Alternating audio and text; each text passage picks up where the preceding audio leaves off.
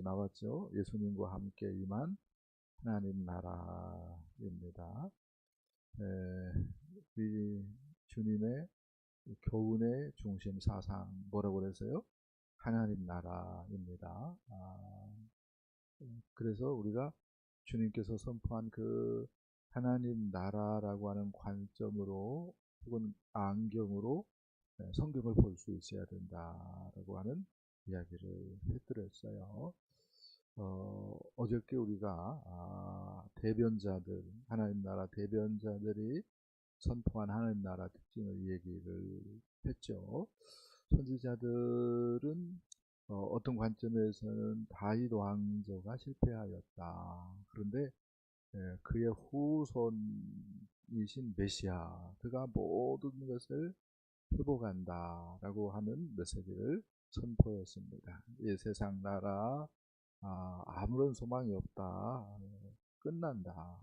오직 메시아, 다윗의 후손으로 오시는 그 메시아, 그리스도가 소망이다. 그와 함께 하나님 나라가 임하고 하나님 나라가 완성되어진다 라고 하는 메시지를 선포를 했습니다.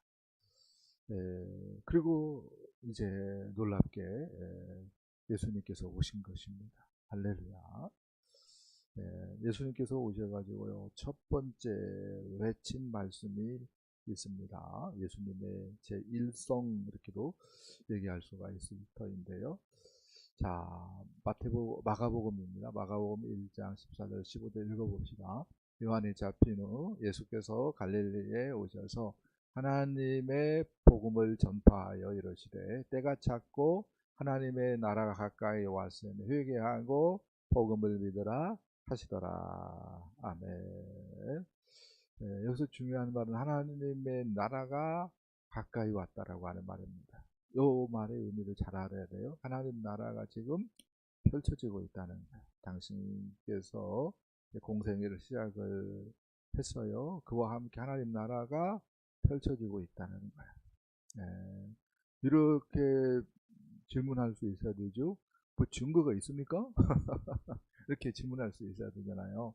그 증거를 예수님 어떻게 말을 하죠? 귀신이 떠나간다. 질병들이 그냥 치유되어지지 않느냐. 또 이러한 모든 것들은 선지자들이 예언하지 않았느냐라고 하는 답을 우리가 할 수 있다라고 말을 할 수가 있겠습니다. 자, 그 다음에 누가복음 17장 20절 21절 말씀 써놨어요. 읽어봅시다.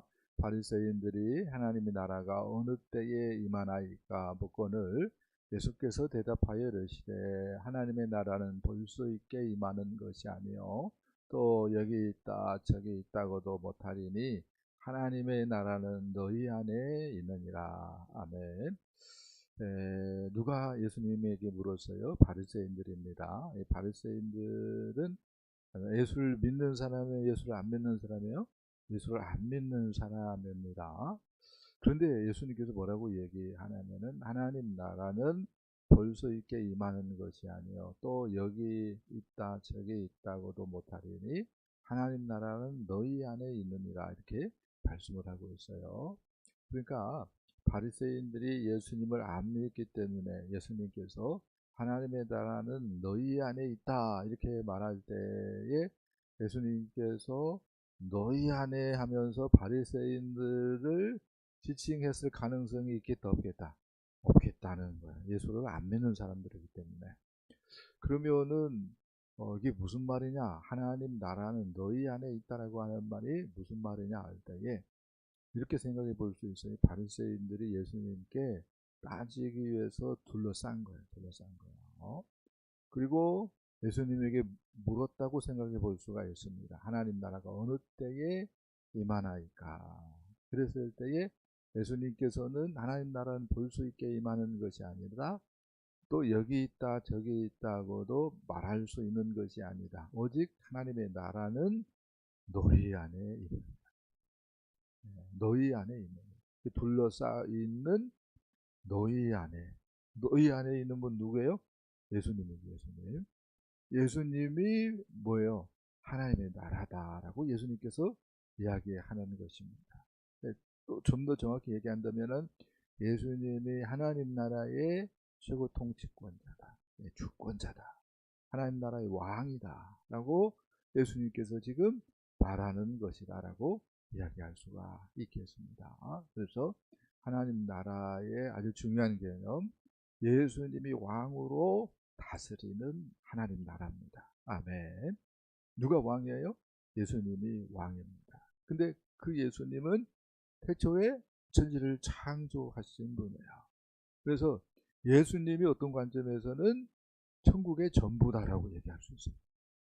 그래서 중요한 것은 주권자 되신 예수 그리스도이십니다. 할렐루야.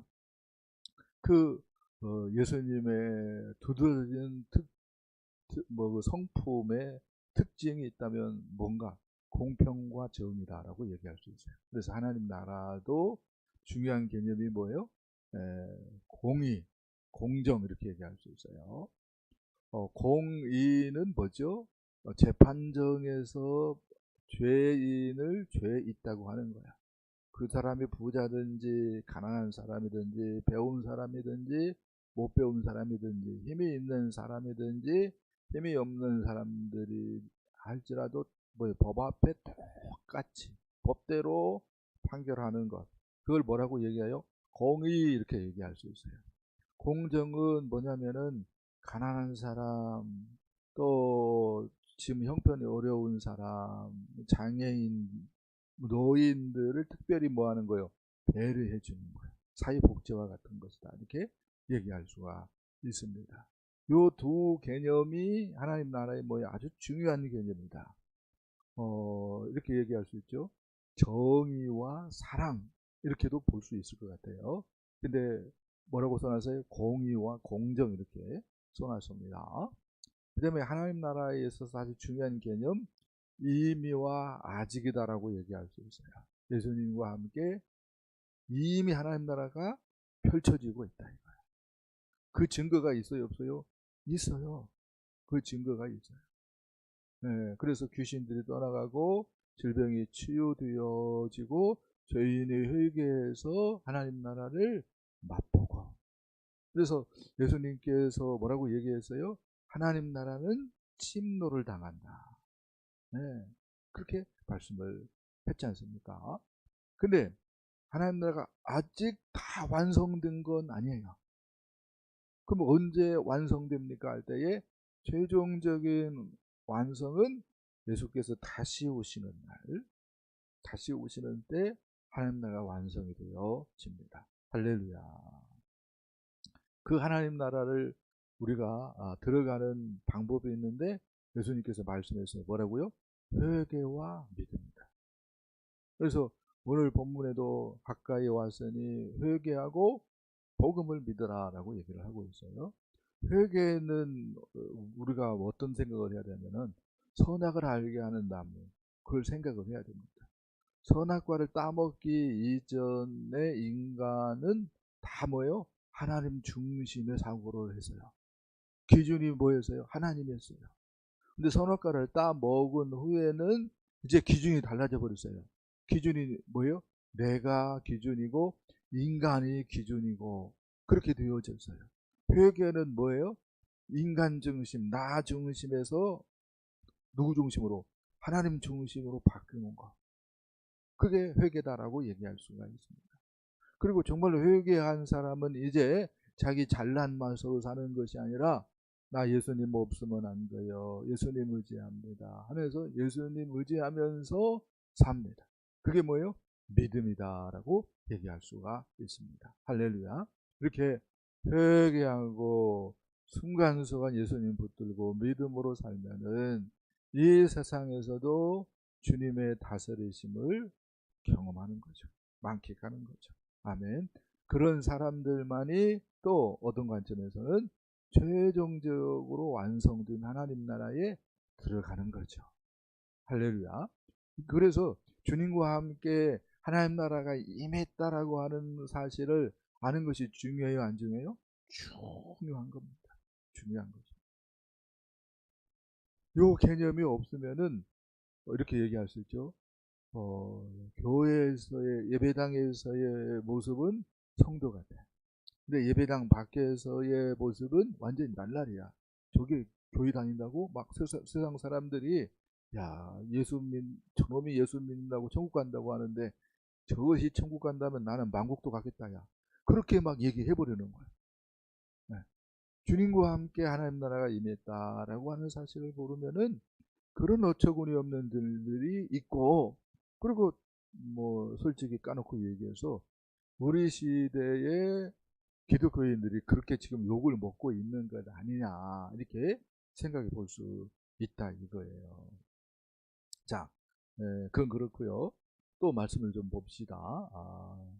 자, 누가복음 20장 11장 20절 말씀 써놨습니다. 읽어보겠습니다. 내가 만일 하나님의 선을 힘입어 귀신을 쫓아낸다면 하나님의 나라가 이미 너희에게 임하였느니라. 아멘. 내가 하나님의 손을 힘입어 하나님의 권능으로, 그런 말이죠. 예수님이 하나님이라는 거예요. 하나님의 권능을 가지고 내가 귀신을 쫓아내면 그게 무슨 뜻이라고요? 하나님 나라가 이미 너희에게 임한 증거다라고 얘기를 하고 있어요.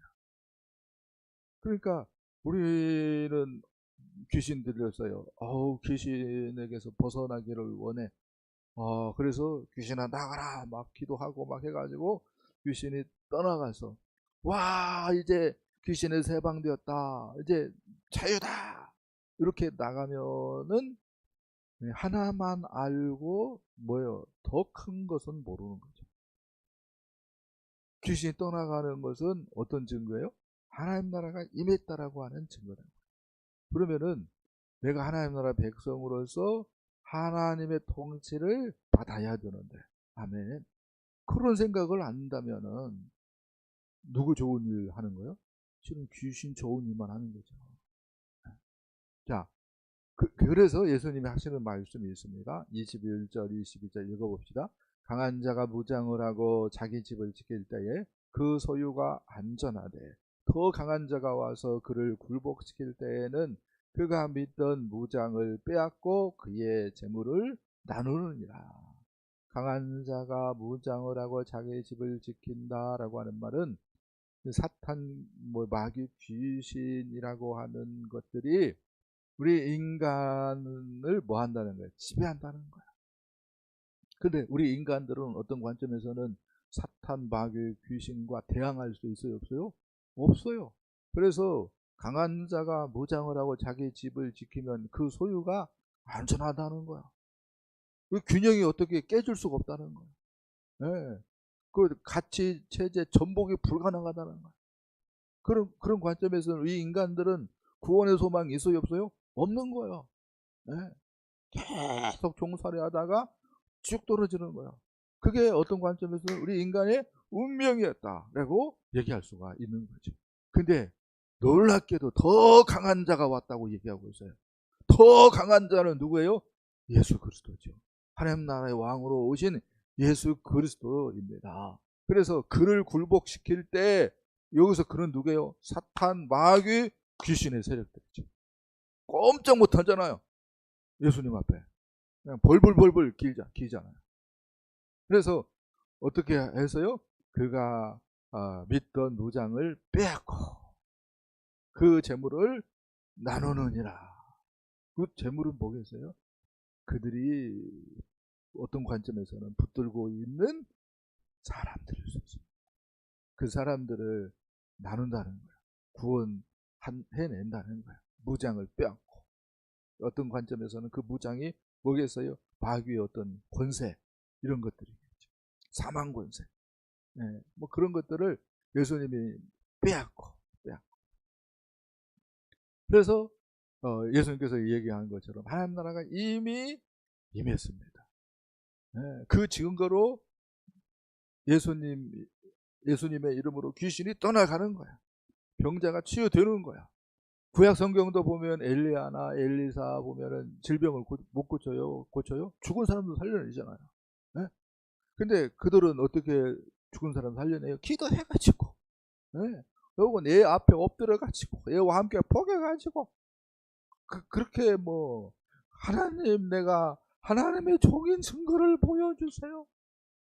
하면서 뭐예요? 기도하면서 물 부치주면서 고쳐내는 거예요. 살리는 거예요.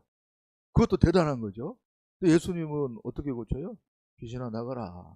소녀야 일어나라. 죽었는데도 같아요? 달라요? 선지자들하고는 게임이 안 되는 거예요. 하나님 나라의 뭐예요? 최고 통치권이야. 천지를 지으신 분이야. 할렐루야. 네? 그러면은 어떻게 해야 되는가?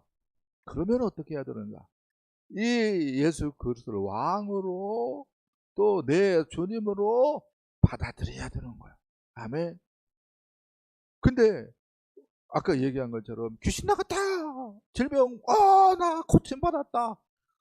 이제 내 마음껏 누려야지. 해가지고 세상에 빠지고 나 하고 싶은 대로 살고 그러면은 말이 안 되는 거야. 근데 하나님 나라의 개념을 잘 모르면은 그런 함정에 빠지는 거예요.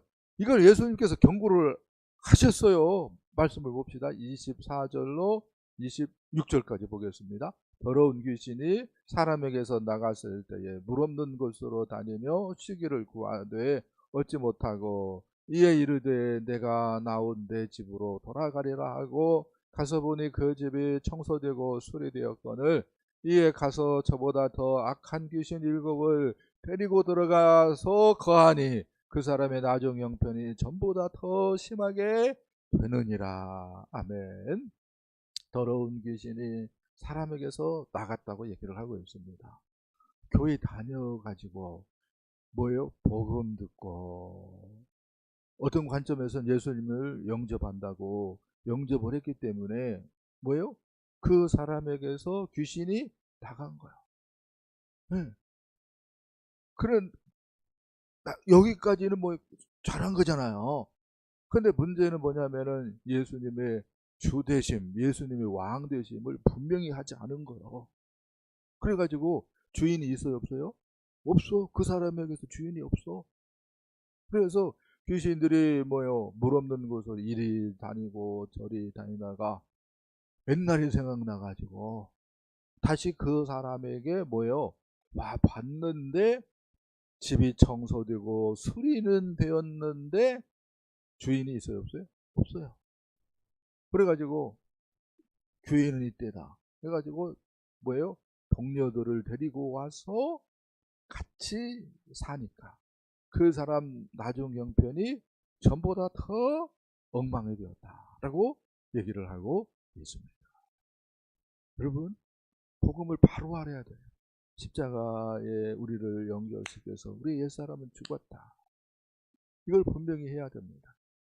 내가 정말로 하나님 나라를 만끽하는 방법은 부활하신 예수 그리스도 생명으로 사는 것이다. 이걸 분명히 해야 됩니다. 그래서 예수님이 주인 되게 해야 됩니다. 예수님이 왕 되게 해야 합니다. 요게 안 되면은 옛날 생각이 나요. 술 먹고 싶고 세상 즐기고 싶고 그걸 또 어떤 목사님들은 복이다고 자꾸 뭐요 속이니까 네? 그렇게 넘어가는 거야. 그러면 어떻게 되는 거예요? 이 말이 임하는 거다니까 그 사람들에게 똑같이. 그래서 교회는 다닌다고 다니는데 나중 형편이 뭐예요? 더 심해지는, 악해지는. 그래서 세상 사람들이 아이고 저것이 천국 간다고, 아이고 말도 안 돼. 예? 그런 천국은 나는 안 갈래. 예? 천국 가? 아이고 나는 망국 간다 임마. 그렇게 생각하는 거야. 그 일이 벌어지고 있는 거야 지금. 그 일이. 그 일이. 너무 말도 안 되는 일이 지금 벌어지고 있다. 왜? 하나님 나라 개념을 잘 모르기 때문에. 스스로한테 물어봐야 됩니다. 정말로 예수님이 주님인가?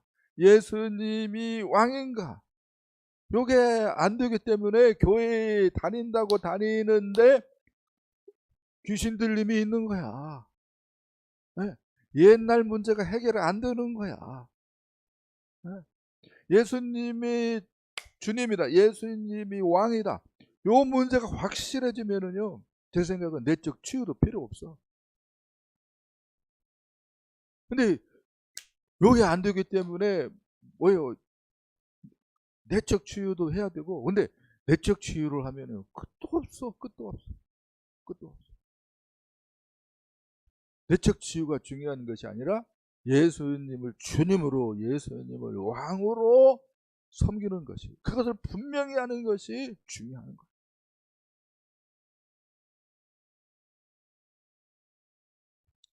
자, 다음 말씀 보겠습니다. 다음 말씀. 자, 십자가 사건과 하나님 나라 써놨는데, 십자가에 대해서 예수님 이렇게 얘기하죠. 요한복음 12장 32절까지 읽어봅시다. 이제 이 세상에 대한 심판이 이르렀으니 이 세상의 임금이 쫓겨나리라. 내가 땅에서 들리면 모든 사람을 내게로 이끌겠노라. 아멘. 예수님께서 무슨 얘기하는가? 이 세상에 대한 심판이 이르렀다. 이 세상 심판하겠다는 거야. 뿐만 아니라 이 세상의 임금 누구예요? 사탄, 마귀, 귀신들이죠. 이 세상의 임금을 내가 내쫓겠다고 얘기를 하고 있습니다. 무엇로요? 내가 땅에서 들리는 것으로. 땅에서 들린다라고 하는 것은 뭘 의미해요? 십자가를 얘기하는 거예요. 십자가, 예수님이 못 박혀 죽음으로, 근데 죽는 건데 뭐라고 얘기합니까? 세상을 심판하는 것이고 세상 임금을 뭐 하는 거예요? 그 자리에서 끌어내리는 것이라고 얘기를 하고 있어요. 네. 이게 말이야, 무슨 말이야 할 때에 예수님을 알면은 이해가 돼. 예수님이 지금 무슨 얘기를 하고 있는지. 예수님의 실상은 뭐예요? 하나님이기 때문에 이 세상보다 커요, 안 커요? 커요. 이 세상에 누가 있어요? 죄도 있고 사탄도 있고 이 세상도 있고, 그 다음에 누구도 있어요? 나도 있고, 모든 게 있는 거야. 누구 안에? 예수 안에. 예수님께서 모든 걸 만들었기 때문에. 근데 그 예수님이 죽으면은 예수님과 함께 그 안에 있는 모든 것들을 어떻게 되는 거예요? 끝나버리는 거예요. 그래서 예수님께서 뭐라고 얘기하는 거예요? 이 세상에 대한 심판이 이르렀다고 얘기를 하고 있는 거야. 또 이 세상의 임금도 쫓아내겠다고 얘기를 하고 있는 것입니다. 이게 뭐예요? 십자가 사건의 본질이라고 얘기할 수 있어요. 또 골로새서 말씀을 봅시다. 2장 14절 15절 말씀 손아서 읽어봅시다. 하나님께서는 여러 가지 달갑지 않은 조항이 들어있는 도리의 빈 문서를 무효화시키고 그것을 십자가에 못 박아 없애버렸다. 그리고 십자가로 권세와 세력의 천신들을 사로잡아 그 무장을 해제시키시고 그들을 구경거리로 삼아 끌고 개선의 행진을 하셨다. 말투가 좀 이상하죠. 공동번역을 참고한 것입니다. 지금 골로새서에서 사도 바울이 말하는 것이 있어요.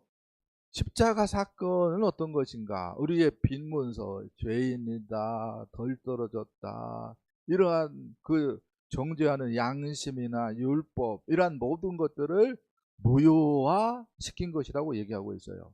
왜요? 예수가 죽었기 때문에. 예수 안에 그런 것들이 있는데 그런 것들이 어떻게 되는 거예요? 십자가에 못 박혀 예수가 죽음으로 다 그런 것들도 어떻게 되는 거예요? 효력을 잃었다는, 끝나버렸다는 거야. 뿐만 아니라 십자가로 권세와 세력의 천신들을 사로잡았다, 무장을 해제시켰다라고 얘기하고 있습니다. 악령도 사탄도 알고 보면 하나님의 피조물이었단 말입니다. 그러니까 예수가 십자가에 못 박혀 죽을 때에 어떻게 되는 거예요? 다 끝난 거예요. 끝난 거야. 그래서 결과적으로는 예수께서 십자가에 죽으셨다가 3일 만에 어떻게 했어요? 부활했어요. 부활. 그쵸? 부활했습니다. 그때에 뭐라고 얘기합니까? 그들을 예수께서 승리하신 그 승리의 개선 행진의 전리품으로 뭐 했다는 거예요? 같이 행진하셨다라고 얘기를 하고 있어요. 이게 뭐예요? 십자가와 부활의 의미라고 사도 바울이 이야기하는 바입니다. 그래서 정리하면은 일단은 십자가는 우리 입장에서의 속죄의 의미가 있고요. 할렐루야. 그 다음에 예수의 죽음과 함께 온 세상에 심판의 의미가 있다고 얘기할 수 있어요. 세상도 끝났고 예수가 못 박혀 죽을 때에 사탄도 끝났고 죄도 끝났고 옛사람도 끝났고 나도 끝났습니다. 아멘. 그래서 모든 것들이 뭐예요? 뿌리 뽑힌 나무와 같이 되어졌어요. 예수의 십자가 사건이 그걸 얘기한다고요. 예수의 십자가 사건이. 그래서 살려면은 어떻게 해야 돼요? 계속해서 사망을 살려면은 뭐 지금처럼 살아도 상관없어요. 그리고 지옥 가는 거예요. 근데 살려면은 부활하신 예수 그리스도를 붙들어야 되는 거예요. 그게 유일한 뭐예요? 삶의 의미다라고 얘기할 수가 있는 거예요. 그래서 부자가 되었어도 아이고 죽겠네 얘기하는 거예요. 아무리 뭐 잘 살고 뭐 잘 배웠어도 하는 말이 뭐 아이고 죽겠네라고 얘기하는 거야. 죽고 있다는 거예요 지금. 그걸 뭐예요? 바꾸어가지고 할렐루야 하는 방법은 뭐예요? 부활하신 예수 그리스도가 주인 되게 하고 왕 되게 하는 것이 유일한 것이다. 유일한 길이다라고 얘기할 수가 있어요. 아멘입니까? 그 다음에 죄와 사탄의 속박으로부터의 해방의 의미가 있다. 뭐 죽었으니까 이제 속박의 의미가 있는 거예요. 그걸 받아들이면은 왜 죄, 뭐 사탄, 뭐 아무런 뭐 행사를 할 수가 없는 거죠. 정말 아까 얘기한 것처럼 예수님의 주 되심, 예수님의 왕 되심을 분명히 하면은 옛날 것들은 다 사라집니다. 사라집니다. 근데 예수님의 주 되심, 예수님의 왕 되심을 분명히 안 하면은 과거까지 찾아가 가지고 예수의 이름을 끌어내야 돼요. 나는 목회를 그렇게까지 해야 되나라고 하는 생각도 하는데 지금 근데 현실적으로 꽤 또 필요한 것 같기도 하고 그래서 고민입니다. 자, 그래서 우리를 어떻게 생각을 해야 되는가 할 때에 세상이 끝났기 때문에 세상에 기웃거릴 필요 일도 없고 그래서 세상에 미련 일도 두지 말고 하나님 나라를 온몸으로 품고 완성된 하나님 나라를 향하여서 투벅투벅 걸어가는 하나님 나라 시민으로 나그네로 천국 가는 나그네로 살아가야 되는 줄 믿습니다. 자, 또 말씀 봅시다. 예수님의 마지막 명령 이렇게 써놨는데 읽어봅시다. 마태복음 28장 18절로 20절 읽어봅시다. 예수께서 나와 말씀하여 이르시되 하늘과 땅의 모든 권세를 내게 주셨으니 그러므로 너희는 가서 모든 민족을 제자로 삼아 아버지 아들과 성령의 이름으로 세례를 베풀고 내가 너희에게 분부한 모든 것을 가르쳐 지키게 하라. 볼지어다 내가 세상 끝날까지 너희와 항상 함께 있으리라 하시니라. 아멘. 예수님께서 땅에 하늘과 땅의 모든 권세를 가졌다. 가졌다. 그러므로 너희는 가서 뭐하라고 얘기를 합니까? 복음을 전하라 라고 얘기를 하고 있어요. 복음을 전하라. 근데 하나님 나라 복음을 예수님은 전파하라고 했지만 하나님 나라 복음을 뭐하라고? 전수하라 라고 써놨어요. 전도는 단지 복음을 전하는 것이 아니라 복음을 살아낸 다음에 내가 예수 십자가와 잇대고 부활생명과 잇대면서 복음을 살아낸 다음에 다른 사람에게 VIP죠. VIP들에게 들려주고 그들 역시 예수님을 주님으로 왕으로 받아들이도록 하고 또 그들도 예수와 잇대어 살아가도록 돕는 일련의 과정이 복음 전수다라고 얘기를 하고 있습니다. 그렇게 해야 된다. 이렇게 하는 사람이 하나님 나라 복음을 깨달은 사람이에요. 그렇죠? 그렇다고 봐야 돼요. 그 다음에 오늘 본문에서 주동사가 뭐라고 그랬어요? 예, 제자 삼으라라고 하는 거였어요. 그래서 복음을 전파하고 제자를 삼아야 되는데 영혼을 구원하고 제자를 삼아야 되는데 제자는 어떻게 되는가? 하나님 나라 복음을 듣고 배움으로 그런 관점에서 예배가 중요하고 그 다음에 삶 공부가 중요하고 아멘. 그런데 또 뭐하고 보고 배움으로 보고 배움으로 모델이 중요하다는 거. 그런 관점에서 목장이 중요한 거다. 중요한 거다. 그래서 가정교회가 중요한 거야. 중요한 거야. 근데 잘 보십시오. 세상의 가치 체계, 세상의 사고 체계를 통해서 뭐가 생겨요? 습관이 생기고 세속화가 되어진다라고 얘기할 수 있어요. 근데 그게요, 하루아침에 됩니까? 어머니 뱃속부터 시작을 해가지고 예수님을 만나기 이전까지, 혹은 예수님의 주되심, 왕되심을 분명히 하기 전까지 긴 시간을 통하여서 형성되어지는 거야. 무슨 말 이해되십니까? 그쵸? 그러면은 내가 이제 예수님을 만났어요. 하나님의 복음을 들었어요. 그러면은 단번에 성화가 되어지는가? 그런 법이 있어요, 없어요? 없어요. 하나님의 말씀과 기도 생활로 정말로 경건에 힘쓸 때에 조금씩 뭐 하는 거예요? 성화가 되어지는 거예요. 근데 우리는 착각해요. 예수님을 영접해 버리면은 성화가 되어지는 것을. 안 그래요. 길을 가다가 내가 운전하고 가는데 길을 가다가 사고가 탁 났어요. 사고 나는 것은 뭐예요? 순간이야. 그렇죠?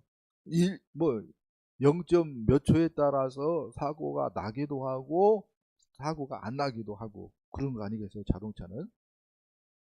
근데 순간에 사고가 났는데 그걸 고치려면은 뭐요? 어떤 것은 뭐요? 몇 주, 몇 달 걸리기도 해요. 그래요, 안 그래요? 그래요. 그래요.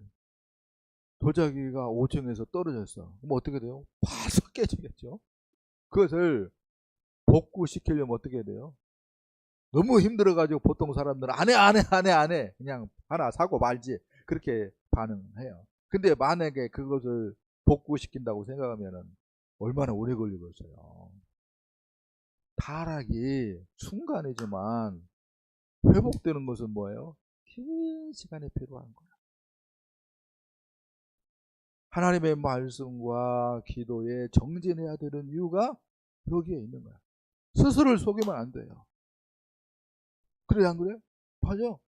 근데 말씀 생활, 기도 생활에 힘쓰지 않는다면은 요거 누구 좋게 하는 거예요? 마귀 사탄 귀신 좋게 만드는 그런 처신을 하고 있는 것이다 라고 말을 할 수 있다 이거예요. 그래서 정말로 기도 생활, 말씀 생활 힘써야 되는 줄 믿습니다. 자, 그 다음에 마지막 말씀입니다. 이제 오늘 본문이죠. 마태복음 13장 19절부터 23절 쭉 읽어봅시다. 아무나 천국 말씀을 듣고 깨닫지 못할 때는 악한 자가 와서 그 마음에 뿌려진 것을 빼앗나니 이는 곧 길가에 뿌려진 자요 돌밭에 뿌려졌다는 것은 말씀을 듣고 즉시 기쁨으로 받되 그 속에 뿌리가 없어 잠시 견디다가 말씀을 인하여 환난이나 박해가 일어날 때는 곧 넘어지는 자요 가시떨기에 뿌려졌다는 것은 말씀을 들으나 세상의 염려와 재물의 유혹에 말씀이 막혀 결실하지 못하는 자요 좋은 땅에 뿌려졌다는 것은 말씀을 듣고 깨닫는 자니 결실하여 100배, 60배, 30배가 되느니라. 아멘. 네, 씨 뿌리는 비유입니다. 씨 뿌리는 자가 밖에 나가서 씨를 뿌렸어요. 근데 어디에 떨어졌다? 길가에 떨어졌다. 길가에 떨어졌다라고 하는 의미가 뭐예요? 부러진 말씀을 악한 자에게 다 뭐예요? 빼앗기는 거야. 어떤 사람이 예배당에 왔어요. 앉아서 예배를 드리고 말씀을 들어요. 뭐 하는 거죠? 말씀을 내 마음밭에 지금 뿌려지도록 하는 것이라고 얘기할 수 있어요. 근데 악한 자가 말씀을 다 빼앗아 가지고 예배당 밖에 나갔는데 말씀이 1도 생각이 안 나는 거야. 그러면은 어떤 사람이에요? 길가 같은 마음밭을 가진 사람이다 라고 얘기할 수 있는 거예요. 근데 어떤 사람이 있다고 얘기합니까? 말씀을 듣고 기뻐해요. 아멘도 하고 목사님과 함께 웃고 은혜 받았다고 하고. 그런데 일주일 동안 살면서 말씀으로 인한 환난 박해가 있을 때에 말씀을 놓아버려. 예수님의 주 되심, 예수님의 왕 되심을 잊어버려. 이러면 어떤 사람이에요? 돌박 같은 마음밭을 가진 사람이라고 얘기할 수 있어요. 근데 또 어떤 사람이 있어요? 돌박 같은 마음밭이 아니라 세상의 염려, 재물의 유혹, 그 전까지는 신앙생활 잘했어. 그래서 뭐요? 투표하면은 막 권사도 되고 뭐 안수집사 되고 또 장로도 되는 사람이야.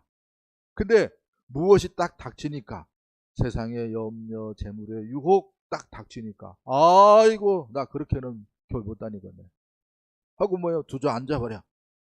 이런 사람은 어떤 밭이에요? 가시밭이라고 얘기를 하고 있습니다. 근데 어떤 것도 있다고 얘기합니까? 좋은 땅도 있다고 얘기합니다. 이 좋은 땅은, 옥토는 밭에 감추인 보화를 발견한 농부처럼 가지고 있는 모든 것을 걸어요. 하나님 나라에. 그 사람이 뭐예요? 옥토다라고 얘기를 하고 있어요. 여러분, 여러분들 주일학교 학생들 생각해 볼게요. 어떤 사람 되고 싶어요? 어떤 마음의 밭을 가진 사람이 되고 싶어요? 권사님? 네, 좋은 땅, 좋은 땅. 근데 스스로한테 물어보세요. 나는 지금 어떤 단계일까? 이 계단으로 생각한 거예요. 제가 어떤 단계일까? 어떤 단계일까? 근데 너무나도 많은 사람이 모르겠어요. 한국 교회를 100명이라고, 성도의 수를 100명이라고 생각할 때에 한 90명은 길가 단계인 것 같아요. 그리고 한 서너 명은 돌밭인 것 같고, 그 중에 또 서너 명은 가시밭인 것 같고, 목토는 정말로 눈을 씻고 찾아보아도 찾기 힘든 소수인 것 같아요. 여러분, 신앙은요, 어떤 관점에서는 왕도가 없다는 생각을 해요. 처음부터 옥토는 없는 것 같아요. 처음 믿는 사람은 다 뭘 것 같아요?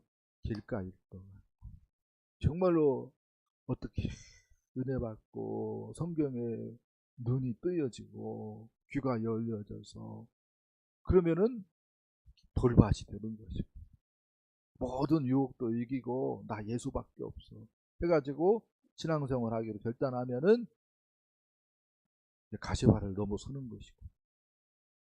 그렇죠? 잘 생각 한번 해보세요. 나는 어떤 단계인가? 어떤 단계인가?